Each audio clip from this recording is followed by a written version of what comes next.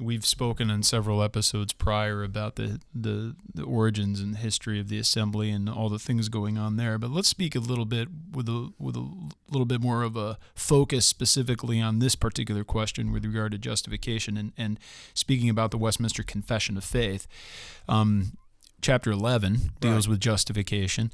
What was going on in some of those earlier debates when they were working through the language and the form of that particular statement, whether there's something Could we go back of that just a little Please, bit? yeah. So the assembly was called July of 1643.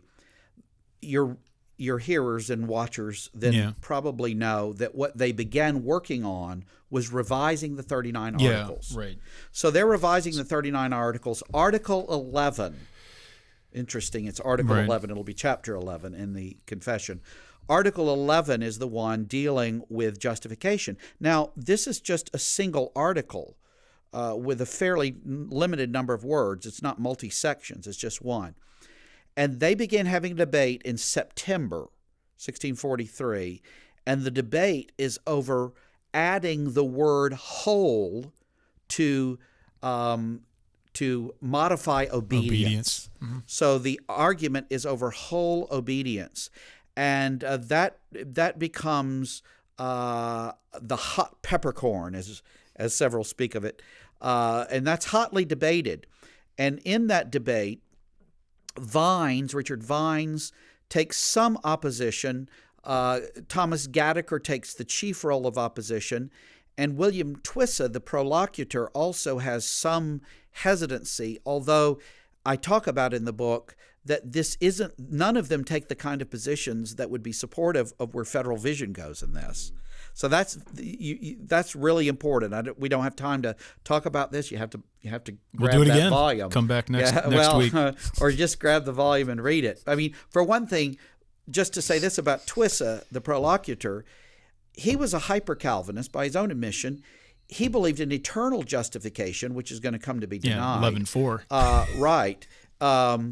And he tended to see that this may have more reference, and others did too, that this imputation of active obedience may have more reference to sanctification than justification. So in other words, you can't just presume that somebody now denying the imputation of active obedience is in any measure saying the same thing that these three were. I hate to say on a program like this, the devil's in the details, but they are. Historically, they always are. But I mention those three because this debate that went on, when it came down to a vote, the body there in September 1643 voted overwhelmingly, and Gattaker asked to have his negative vote recorded. Then he later withdrew that, and the vote was, there were at most 2 to 3 negative votes, and the whole rest of the assembly voted to add the word whole to obedience. And again, if you look at the debate, and I talk about the debate at some length in the book, the debate was clearly over the question of affirming the active obedience in addition to the passive. So when the Westminster Assembly had opportunity, and the question was before it specifically in a narrow way of, do we affirm the active obedience and do we place it in a revised Article 11 of the 39 Articles, they did so. They did so overwhelmingly. What happens, of course, again, I'm sure your listeners would know, is in October, the next month, 1643, the Solemn League and Covenant, which had been in formation, is agreed upon, and therefore we enter into agreement with the Scots, and it's understood that neither their Scottish Confession of 1560 nor the 39 Articles are going to serve. Of course, first of all, they're actually going to have to be dealing with matters of church government and worship and so forth. But they agree that there will be a new confession put forth.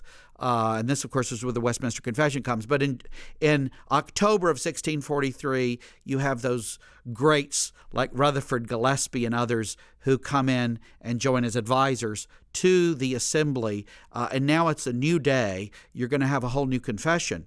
And part of what I argue in the book is that though that language of whole obedience just in that form doesn't occur within the new confession, that is to say the Westminster Confession of Faith, the idea of it is everywhere throughout the confession.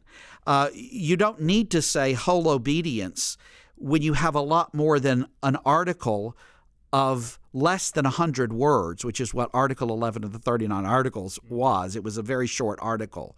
So there needed to be a great economy of words.